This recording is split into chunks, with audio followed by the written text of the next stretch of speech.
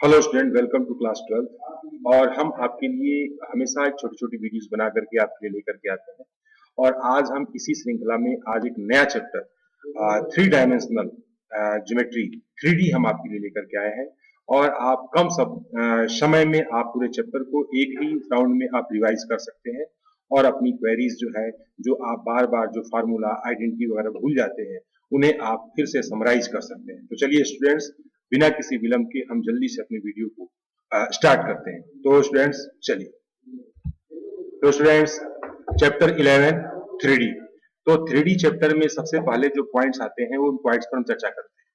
तो distance between point P x1 y1 z1 and q x2 y2 z2 etch. तो यदि हमें दो पॉइंट्स के बीच में डिस्टेंस फाइंड करना है तो PQ is equal to under root में x2 माइनस x1 का square plus y2 minus y1 का square plus z2 minus z1 का स्क्वायर। हम आसानी से दो पॉइंट्स के बीच के डिस्टेंस या उसका मैग्नीट्यूड हम फाइंड कर सकते हैं। अगला पॉइंट आता है the coordinate of the point R which divides line segment PQ where P का कोऑर्डिनेट आपका दिया गया है x1 y1 z1 and Q का कोऑर्डिनेट दिया गया है x2 y2 z2 in the ratio m internally r।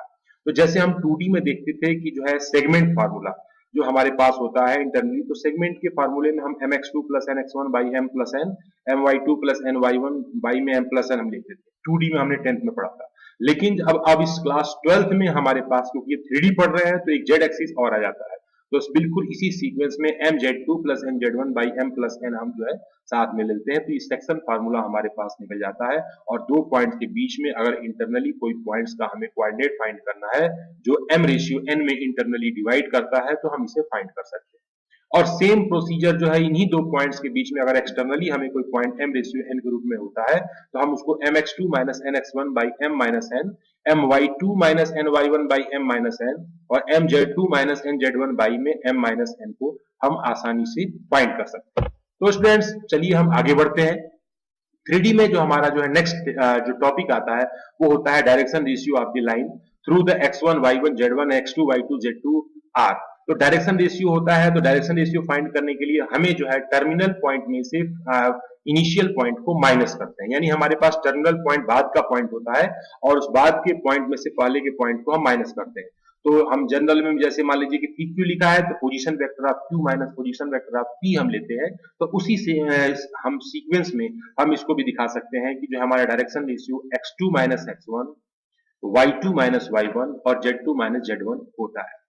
अब इसी जो हमारे पास, यदि हमारे पास डायरेक्शन रेशियोज दिए गए हैं, तो how to find the direction cosine of the given equation.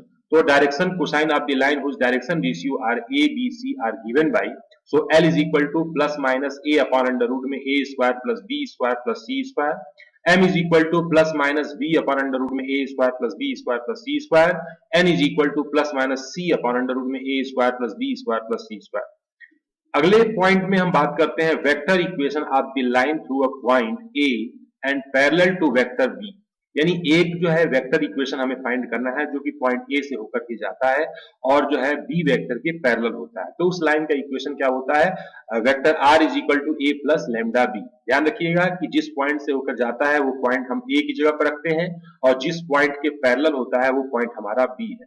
तो बी पॉइंट हमें क्या शो करता है? बी पॉइंट हमारा जो है उसके डायरेक्शन को शो करता है। सेकेंड पॉइंट बात करते हैं Cartesian equation of the line through the point x1 y1 z1 and having direction ratio proportional to A B C each. अगर कोई पॉइंट जो है हमारे पास x1 y1 z1 है, उससे होकर के हम कोई इक्वेशन जा रहा है, तो हम उसका कार्टेशियन इक्वेशन कैसे फाइंड करेंगे? तो x माइनस का x1 upon a is equal to y minus y1 upon b is equal to z minus z1 upon c, where abc क्या है? abc are the direction ratio of the given equation. तो हम आसानी से इसे हम find कर सकते हैं। नाउ स्टूडेंट्स, हम नेक्स्ट बात करते हैं vector equation of the line through a two point. जब हमारे पास दो पॉइंट दिए गए हो तब हम वेक्टर इक्वेशन कैसे फाइंड करते हैं? तो इसमें भी ध्यान देने वाली बात है, vector A and vector B is vector R is equal to A plus lambda bracket में बी माइनस ए।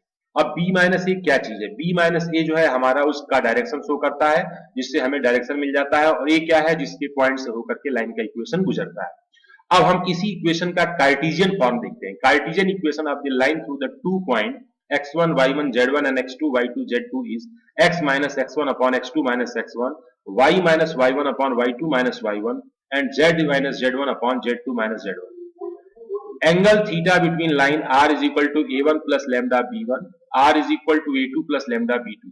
अगर दो हमारे पास जो है इक्वेशन दिए गए हैं और वेक्टर इक्वेशन दिए गए हैं, उनके बीच में हमें एंगल फाइंड करना। We have to find the angle between these two vector. So by cos theta equal to b1 dot b2 by में magnitude b1 into magnitude b2, तो हम आसानी से इससे हम एंगल को फाइंड कर सकते हैं। नाउ स्टूडेंट्स, कार्टेशियन फॉर्म में angle theta between line x minus x1 upon a1, y plus y1 upon b2 is equal to z minus z1 upon c1 and x minus x2 upon a2, y plus y2 upon b2, z minus z2 upon c2 is given. यदि हमारे पास ये दिया गया है तो हमारे पास जो है कैसे हम एंगल फाइंड करते हैं, तो cos theta equal to a1 a2 plus b1 b2 plus c1 c2 upon under root में a1 square plus b1 square plus c1 square into under root में a/2 square plus b2 square plus c2 square. फिर इसके बाद हम next point हमारा आता है, two lines are perpendicular to each other if b1 dot b2 is equal to 0 और a1 a2 plus b1 b2 plus c1 c2 is equal to 0। तो this is the condition. Now students, equation of plane. Equation of plane क्या है? First, at the distance of p unit from origin and perpendicular to n unit vector है is r dot n unit equal to p and corresponding Cartesian form is Lx plus My plus Nz equal to P, where L, M and N are direction cosines of the normal plane. And second, passing through A and a normal to N is R minus A dot N is equal to 0, and corresponding Cartesian form is A bracket में x minus x1 plus B bracket में y minus y1 plus C bracket में z minus z1 equal to 0, where A, B, C are direction ratios of the normal to the plane and x1, y1, z1 lie on the plane. Third point होता है passing through the three non collinear points. तो r minus A dot b minus A cross c minus A is equal to 0। इसको हम जो है determinant के form में लिख सकते हैं, रो में x minus x1, y minus y1, z minus z1, दूसरे रो में हमारे x2 minus x1, y2 minus y1, z2 minus z1, और तीसरे रो में x3 minus x1, y3 minus y1, z3 minus z1 equal to 0। Fourth point है having intercept A B and C on coordinate axis. तो एक हमारे पास ए B सी हमारे intercept हैं हमारे तीनों एक्सिस पे, तो हम इसको लिख सकते हैं x upon A plus Y upon B plus Z upon C equal to 1। And fifth point है plane passing through the line of the intersection of the plane where vector r n1 is equal to d1 and r dot n2 is equal to d2 is equal r dot n1 minus d1 plus lambda r dot n2 minus d2 is equal to 0. Now students, next point, angle theta between plane r dot n1 equal to d1 and r dot n2 equal to d2 is given by cos theta equal to n1 dot n2 by mod n1 mod n2. And second, angle theta between ax plus a1x plus b1y plus c1z equal to d1 a2x plus b2y plus c2z equal to d2 is given by the cos theta equal to a1 a2 plus b1 b2 plus c1 c2 whole by में under root a1 square plus b1 square plus c1 square under root a2 square plus b2 square plus c2 square।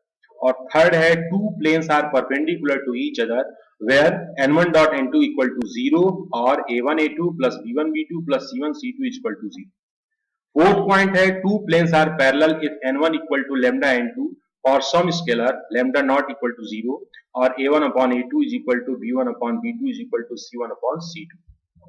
Now students, next point, the distance of the point A from the plane r dot n equal to d is a dot mod में a dot n minus d upon mod n, and second, distance of a point x1 y1 z1 from plane ax plus by plus cz equal to d is mod ax1 plus by1 plus cz1 minus d mod में a square plus b square plus c square। And next point है two lines, first line is r equal to a1 plus lambda b1 and r equal to a2 plus mu b2 are coplanar if a2 minus a1 dot b2 cross b2 is equal to 0 and equation of the plane containing these lines is r minus a1 dot b1 cross b2 equal to 0। Now students, next है two lines x minus x1 upon a1, y minus y1 upon b1 और z minus z1 upon c1 and x minus x2 upon a2 is equal to y minus y2 upon b2 is equal to z minus z2 upon c2 are coplanar if अब first row में determinant के form में x2 minus x1, y2 minus y1, z2 minus z1 A1 B1 C1 and A2 B2 C2 mod is equal to 0, and equation of the plane containing them is x minus x1 y minus y1 z minus z1 A1 B1 C1 A2 B2 C2 is equal to 0.